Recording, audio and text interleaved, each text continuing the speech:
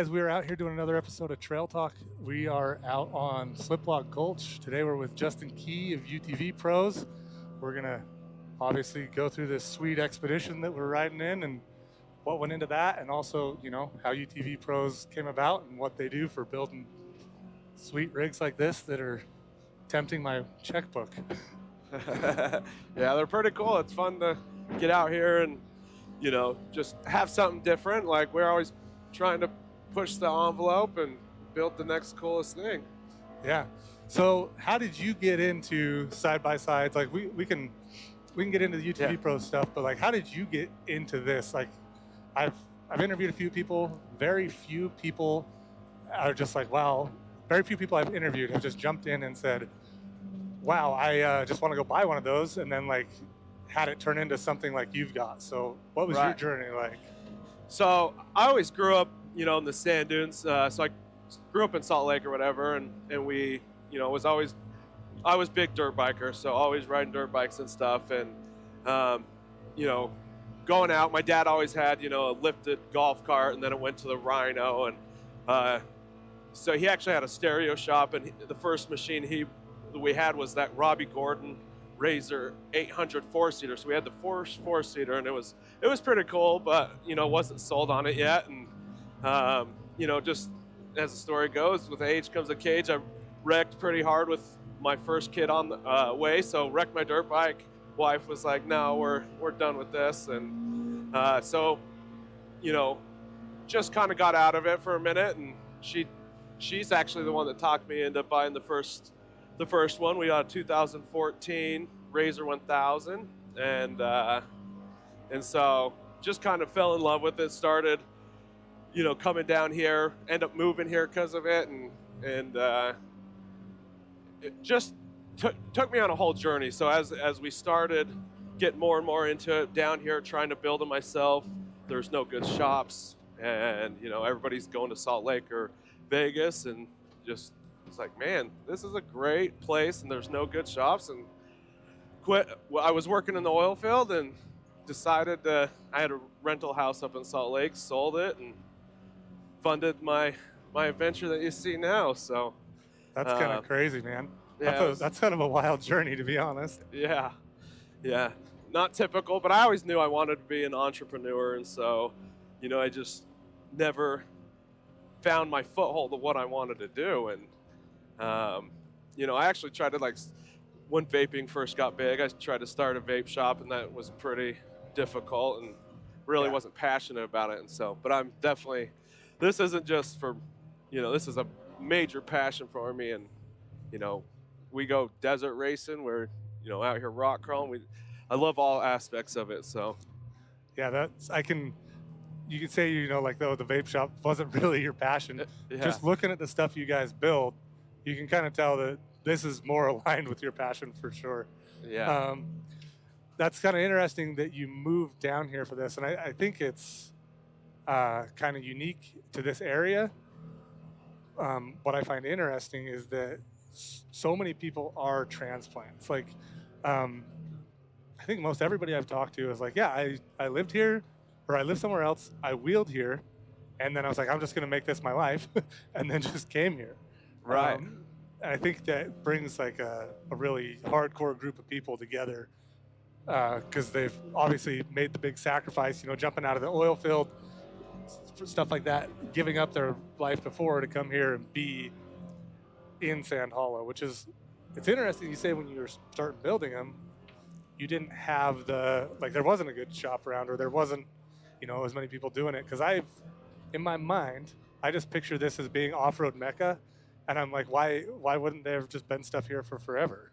Right. Yeah. No. So what do you know about UTVPros? Like, I don't know a whole lot. I do know that you guys build some badass rigs. I know that you have a race car. I know that you guys are working on Michael Lee's car for KOH. I know that Desrick puts me to shame in that Pioneer everywhere he goes. Yeah. But beyond that, I don't know a whole bunch. So fill me in. Like, where, let's take me through. Like, okay, we started with you quit the oil field. Now what? You started funding this with your house. How did it grow? How did it accelerate? So we started April 1st, 2019, and There's a joke to be had there. yeah, no, it was kind of crazy. It was like I just, you know, the first day in the shop, I was like, is this for real? Like, and just, you know, right there on Washington Dam Road, we got a 2,500 square foot shop, and I started it with Sonny Midson, and we both had the passion. Just a mutual friend connected us, and we ended up, just getting along and doing it, and grew up from just me and him working, in the shop to, a couple years later, we moved off of Sand Hollow Road and SR9, and then now we're just over behind Wheeler Cat. But, it during COVID was honestly a scary time. Like, it happened, and it definitely slingshotted our business. And so basically we, scared a year into it, didn't know if, this thing's that's happening in the economy is going to shut us down. But as everybody knows, like, everybody went out and started recreating, and it just really propelled us. And, I was going to say, I'm a little confused if you were like worried about it, because I was like, I feel like UTVs exploded right then.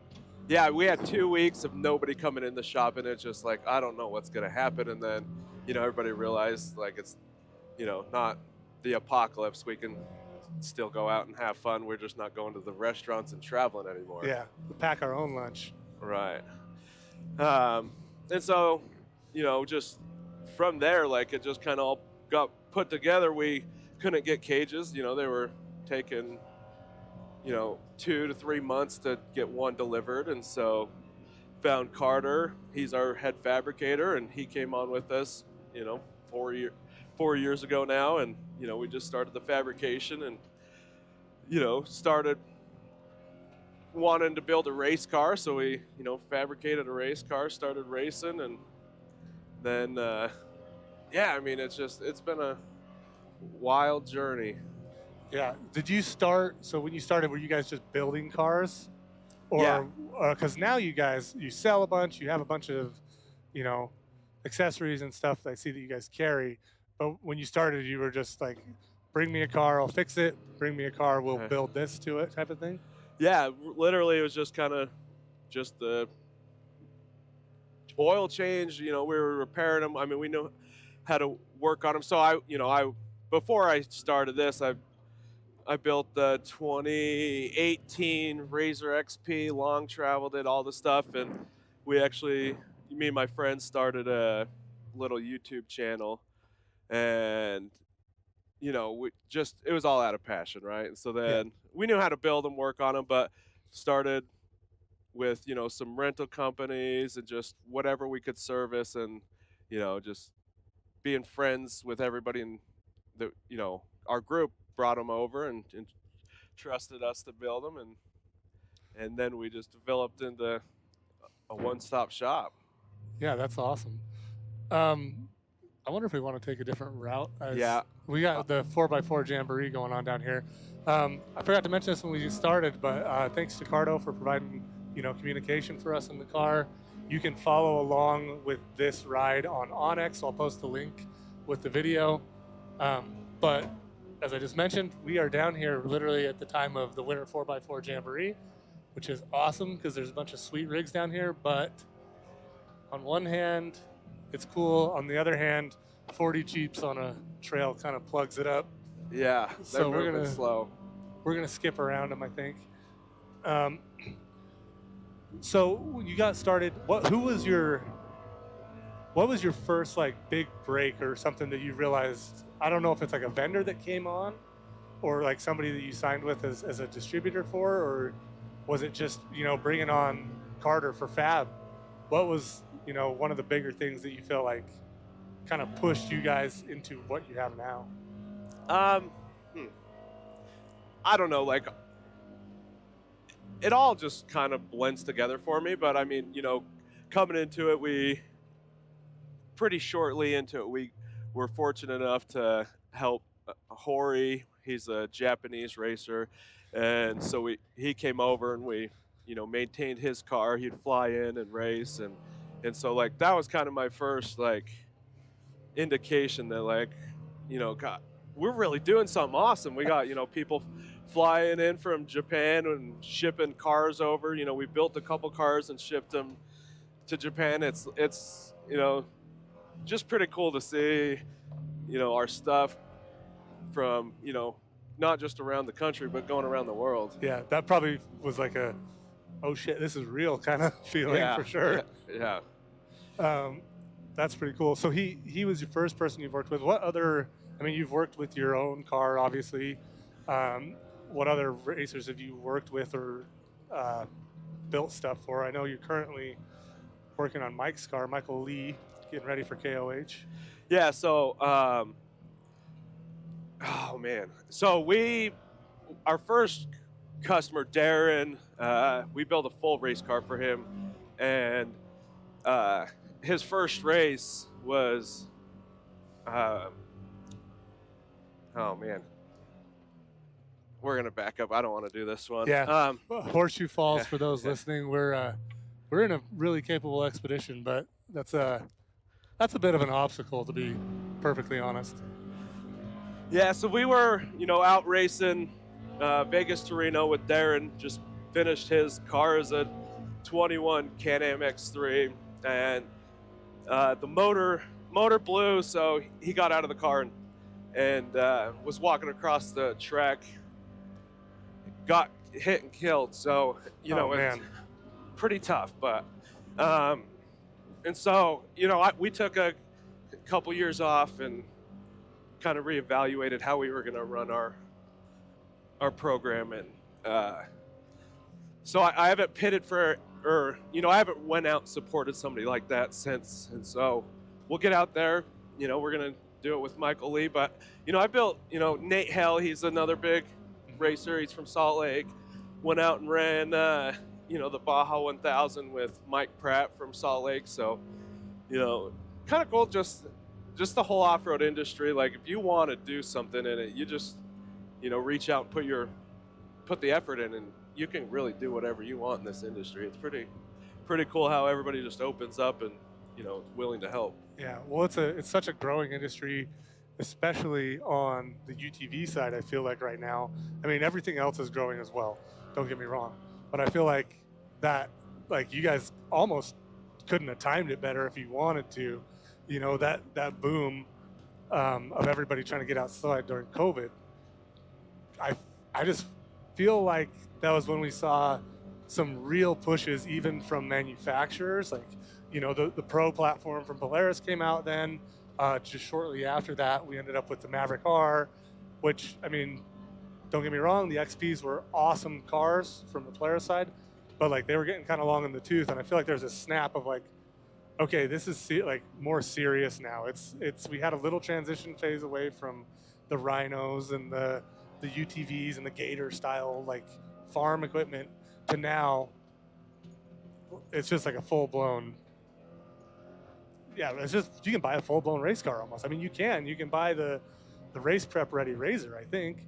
Right. Yeah. So there's that new Pro R from factory Polaris Racing's should be coming to the stores any day. Yeah, it's when I got into it, it was like you said, we're lifting Rhinos and doing that stuff to now we're putting 700 horsepower with 37-inch tires and competing with Ultra 4 full rigs. Like, it's crazy. This year I'm so excited to see that Ultra 4 race, and those Can-Ams are coming out for blood because of what happened last year. Oh, I think last year was a big eye-opener for a lot of people. I think I think all the full-size rigs better be on their toes, to be perfectly honest. Yeah. You built a lot of race cars, but you guys also build, I mean, like, we're in just, I don't know what you would call this, not an exhibition vehicle, but, just vehicles for the shop use or your own use. What has been your favorite vehicle you've built so far? Oh, man. So we built a lot of cool ones, but like, these stretched RS1s that we've been doing lately are pretty awesome. Like, Yeah. we take an 84-inch long, 64-inch wide one-seater and turn it into, stretch them 20 to 24 inches and long travel. Like Sean from, he has a dirt therapy. He's out here wheeling his Jeep, but like, have you seen his RS1? Yeah, dude, it's sick. Yeah, It's so cool. from his to, just that's kind of the new cool thing for the rock crawlers is building these stretched RS1s. When we built our race cars, just trying to do it to the, top standard, like the best that it can be. And so just, pushing it to not just be, a show vehicle or average, but, getting out there like and testing them. Like my Turbo S, it's on, I had it on 40s, but we went down to 37 zills because they actually just work the best. But going to the full hydro and just getting out here and, willing these 9 and 10 rated Shrells in a side-by-side is pretty crazy. Yeah. Trails that cross up like even some of the better buggies, and to have a full IRS IFS rig come through and accomplish it is kind of bananas, especially considering the relative newness of the steering components, specifically the hydro stuff. I feel like my Turbo R, if you have to rely on EPS, like there's stuff you get into that you're like, well, I'm just not turning. Like I got to go forward or backwards. Right. But I think, yeah, the coming out of the hydro stuff, people pushing the limits like that has been really incredible. You mentioned something I want to ask you about. You said you were on 40s on your Turbo S. So you have a Turbo S4, yeah, or what started as. Right. I've noticed also with people like Rob Christensen, he was on 40s as well, and he dropped to 37s too. Were you guys, you specifically, were you having issues with, maybe axles staying together, or was it just the 37s just hook up better? Yeah, so just they work all around better. There's so much that height's gonna do for you, but like, then you get the center of gravity up there, and so, definitely the traction's probably the biggest thing. But being able to climb steeper stuff because I'm a little bit, close, better center of gravity. But I mean, yeah, as far as breaking I never had any problems really breaking on the 40s. If I break something, it's usually because it's my stupidity at this point, because I've built, I've broke everything, found the weak link and built it up. And for a portaled car, it's very well built. A lot of people, get that in their head, I don't want to drive with those portal cars. They're always breaking, always trying to fix it. They're not reliable, and they're not unless you spend some time, and they take a lot of tuning to get to work right. But I wouldn't go back to a non-portaled car without hydro, and so it's just like these things that you learn after wheeling so many hours out here with different combinations. And yeah. I love trying new tires. Like we're testing out the new System 3 RC 500. It's one of the newer tires that's coming out to the market. And so it's I'm not brand biased at all, but I do want to get out here and test all the products that I'm recommending to all my customers. Yeah, for sure. That's interesting. Well, it might just be like you've transitioned in life, but you said you started in the dunes, and then you're like, well, I won't go back to a non-portal car. Yeah. And to me, that seems slightly counterintuitive. But do you run that Turbo S in the dunes as well? Or have you just kind of like you're now in a different phase? So honestly, like getting the thrill out of it and all that, like I built a 2-seat Pro R and kind of a dune car and took it to the dunes, and I get worried of other people around me and really ripping and coming into a head-on. I've been in a couple head-ons, and it's like, dude, that's not fun. And so if I want to go fast, we got the race car. We'll go to sanctions events, and the course is trails closed clear, down. everybody's out of the way. Yes. And so I can push the adrenaline and get my excitement going just crawling around on these rocks, almost like racing. It's not the same, but I don't have the fear of having a head on or, just because I mean when you're out there speeds that high, you're going to crash at one point, right? Yeah. And It's not a if, it's when. right.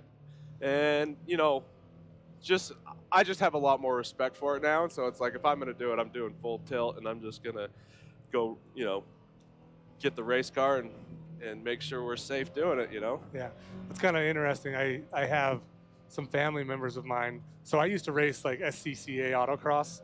Okay. This is just tangentially related, but it's funny. Like I have family members that have like not really been involved in motorsports up until they met me, and they're the kind of people that like not on the trails, which is good because I think there's some healthy fear of it. But like when we're just driving places in the road, they're the ones that are always hauling, and I'm kind of like you, where I'm like, I don't know. I've been in a sanctioned event. I don't really need the risk of this. You know what I mean? Yeah.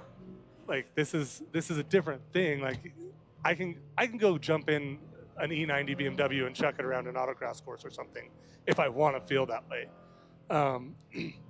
That's kind of cool. I'm curious. A lot of why I do this kind of trail talk conversations are I feel like that there's a lot of people that jump into these cars with that kind of opposite mentality of like, oh man, I got something fast now, and then just go ripping through trails. And I think that the broader off-road community feels that is a little bit of a bane to the community, which it is for sure to some degree. But from your experience coming from a shop's perspective, do you ever get people in that you're like, hey, we might be building you something that you can't quite handle type of thing? Yes. I mean, we see it all the time. There's definitely a learning curve. People jump in these things and just like, oh man, I mean, because they are so capable, they get overdriven, and it's, there's no training course or whatever for these things. And so, I mean, if you have enough money, you can do whatever you want, right? And so, we have built some very capable cars that are like, man, if you were a little bit better driver, like, this thing would, perform the way you want it, but it's like you can't make up for skill by just buying you a better car. You know what I'm saying? For sure. It all comes down to seat time, right? Like you got to have enough seat time for your brain to start being cognizant of like what my capabilities are and when I should use those capabilities versus not. Do you have any? I know talking with some of the local Jeep people, they speak very highly of you, and I'm specifically mentioning like Julie Heyer and Matt Heyer. They're neighbors, and they've been like, yeah, it's been nothing but good associating with Justin and the UTVPros crowd and Michael Lee. Do you have any like interactions with Jeep people out here that are just maybe don't quite understand what like your role is in this, or that you have that attitude of like, I will go to a sanctioned course to be hanging out on the edge, or do you get, I guess sum it all up, do you get any dirty looks from Jeep dudes? I mean, probably, but I definitely do try to go the extra mile and be more, in their group and going to them and saying, seeing how they're doing and being courteous on the trail and not like, flipping a roost on them, but just waving or waiting your turn. And I mean, because we're all just out here to have fun, and we're all, at the end of the day, we're all off-roaders. I don't care what vehicle you're in, whether you're on a dirt bike or, a full-size Jeep or rock buggy or whatever. And so, I mean, I definitely do, we got with Rich Klein, I don't know, I think it was 5 years ago, my first Yeah. year into it, and was like, hey, he's like, we're really trying to push the side-by-sides into this. And, that really kind of was my eye-opener. And so I try to have no negative, I try to just shine light on the whole, hey, man, we're just all out here to enjoy the trails together. And it's been good. I don't have a problem with really anybody. Like, Yeah. everybody's, and that's one thing that I think special about St. George. So like coming from Salt Lake, like, I had a hard time finding my friend group and, making a click. Coming down here the first 6 months, man, I had more friends and people that wanted to hang out than I've ever had in my entire life. And it was like, I don't know if it's the area or just the community, but it's very welcoming to me. Yeah. It's like you get down here and people are like, you like dirt? I like dirt too. Let's go do dirt. Yeah, exactly. Dirt church, man. Yeah. It's pretty crazy.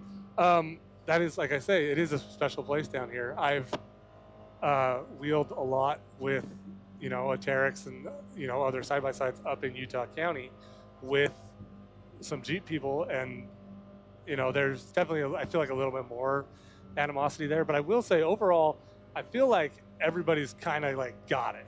Like, okay, we've kind of got to get it together as a group, which is great. And I'm happy as I have these conversations. It seems like more and more people are, having that, like, it's just perception of the other group. It's not even really the reality. It's just how one group perceives the other or not. And it's like, if you just talked, you guys would all realize this is like, we're all having a good time doing it. And I do think like it takes us talking about this and making it a thing. Cause I went to the Winter Jamboree car show the other night and sitting there talking to people, and they're like, man, like you guys are, really a big community out here. If, back in Arizona, like, the side-by-sides are flipping us off and we're flipping them out. We don't like each other. And you come out here and everybody's pretty nice and cordial. And it's like, well, I think we do a good job of putting in the work to make sure, it just gets better from here. Yeah, for sure. And like I say, I think I don't want to say it's unique to here, but I definitely am happy that people get along here. Yeah. So it's such a cool place. And I think that some of that comes from, I think a lot of people being transplants, right? Like everybody knows that, like me in the back of my head, I'm like, I consider myself a local, but like, I know I came here for this special thing. And I think everybody else kind of feels that too. Right. And that kind of brings us all together more. But do you guys, kind of random question, do you guys work on any of the bigger stuff, or are you guys pretty specifically UTVs? We've been strictly UTVs. I'm not going to say it's not going to happen. We might start dabbling in some of the, Jeeps and stuff like that. My ultimate dream is to have one of these buggies one day, and it'd be cool to build our own. So like a 4400 car, or like a portal car? Like a moon buggy, yeah, portal moon buggy, like the Haynes buggies. Yeah, exactly. Yeah, they're just, they're on another level when it comes to rock crawling. And this is the best place in the world for rock crawling. So why not get into it? Yeah. Have you ridden in one? I haven't. I have. Dude, I've been in some cool cars, but never one of those. Yeah. It's so crazy. When I rode with Rich, he'd like look at stuff and be like, yeah, we're gonna go wrap up around that thing, and I'm just like, okay, sounds good. Yeah, right. Tightening my harness. But he said something to me, which I found like not impactful, but it's just kind of stuck to me. Is like, just because a car is faster doesn't mean it's more capable, which is, right, I think, the definition of those things. Like, you see pictures of people coming down that big crack over by the chute and stuff, right, and you're just like, what in the world? And I love driving around here and like being like down in the maze or somewhere and like looking up at the rocks and being like, gosh dang it, there is tire tracks, like, right, up through that little thing. Like, how on earth? I just think they're so cool. I'm fanboying for a second, but that's just me. No, I agree. It's like, most fun you'll have at 1 mile an hour, like, exactly. Yeah, they're just cool. I love everything off-road though, so it's like I want to I want to get out there in a trophy truck. I just want to experience everything, to be honest. Yeah, for sure. Do you think you guys with, I mean, you can't predict the future, but you think the side-by-side world will ever get to that like portal car, Jesse Haynes, water-filled tire capability? Do you think we're already there? I mean, so you got a lot of guys that are out there, coming out with awesome rear steer and pushing it. But at the end of the day, like I think it's tough because like your power plant and the way it's all connected, like you're not able to do rear digs and do the cutting brakes, and to really get that capable, it's going to be a while. But they are getting stupid capable, but it's never going to be like Jeep, or full Jeep where you can do cutting brakes and stuff like that. Yeah. Well, I actually had Sean Roth with Dirt Therapy. He's like, man, like with this new Pro R that has the rear diff, it's separated. It's not the transaxle like we're used to. Differential, transfer case and 2 differentials. So that is following more of the Jeep pattern. Right. And so he's like, dude, let's get this, this thing, let's put it in an RS1, stretch it, and figure out how to do cutting brakes and lockers and all that. And I'm just like, it might get there. It might be faster than I predict, but I still think we're a little ways out. Yeah. I think another thing that is, I don't want to say holding it back because, like, obviously they're doing so well, but the weight distribution with the engine in the rear, from what I understand, those rock buggies are looking for like a 60-40 split on weight, and it's really hard to do that when your power plant's in the back. Yeah, you have to. That's why the moon buggies, they're sitting the engine right. They're sitting right off the side of the motor because it's all about weight distribution when you're out there climbing the steep, gnarly stuff. For sure. Just to kind of break away from that, what's your favorite trail out here? And there's 2 parts to that. What's your favorite trail for a rig like this? And then what's your favorite trail for your portal razor? So for this, I don't know. I honestly, like, I really just like going out and cruising the desert. And this thing's so much fun when it's raining to come and like try to find desert waterfalls and stuff like that. So yeah, it's pretty cool. And I like to be able to, this year at Takeover was pretty awesome when everybody's getting wind blasted and I'm just sitting here, watching it from the enclosed cab. That's pretty cool. But as far as like the portal car, the Cauldron's pretty fun. We've always have a good time in the Cauldron, and seems like nobody gets out of there without braking. Yeah, I feel like every time I see like you guys go down there or Slick Rock, it's always like, we went into the Cauldron, we came back with 50% of them running. Yeah, no, it's definitely one that'll test your car. And then Dutchman's, I just did Dutchman's the couple weeks ago, and that was, just being so close to Sand Hollow, but completely different. That's a pretty cool trail that you have to go check out. Yeah. What's the I don't know what your purpose is for this specific expedition. We're on, is it 37s, right? Yeah, so it's long traveled with portals and 37-inch tires. Really, like, I say long traveled, I had 35s on it, and it was cool. And I think that's probably like the magic for this machine is that setup. But when you're out at the shows, you're trying to get that attention and build the marketing behind the business. It's like you got to have one that's a little different than everybody else. And a little taller. Yeah, and so it just definitely catches everybody's eye, and I don't know. I think it's just unique. I love this thing. It's fun to come out here and watch everybody react to it, and the same way with my Turbo S when I first built it. I was probably one of the first guys rocking a Turbo S with portals, and when you get out that wide, it's not for everybody, but it's fun. Yeah. So have you taken this on any gnarly stuff, or is this, like you say, more of a marketing rig? More marketing. It's just for me, it's I got my I got my crawler. I'll go beat on that. But you know, I've done, you know, I mean, I've done the shoot in it. I've done, you know, a few obstacles, but I do have a fear of tipping it on its side because I think the doors are like, you know, $3,000 a piece. Like, you know, you Oh, don't, dude. I don't want to mess it up. No, for sure. That's awesome. Well, we've wrapped up Slick Block. We're actually back here by the maze. Is there anything else you want to cover? Anyone, you know, my audience isn't the biggest, but anything that they should go follow that they aren't?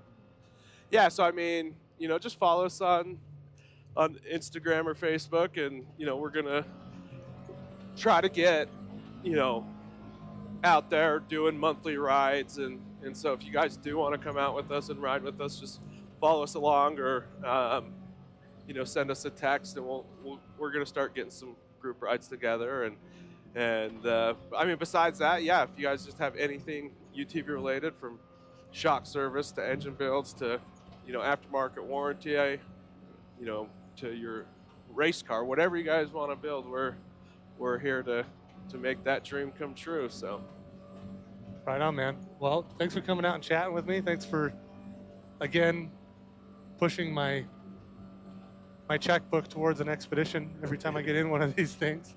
But yeah, it's been awesome, man. Thank you for having me, man. Yeah, for sure. Okay, we'll catch you guys on the next one.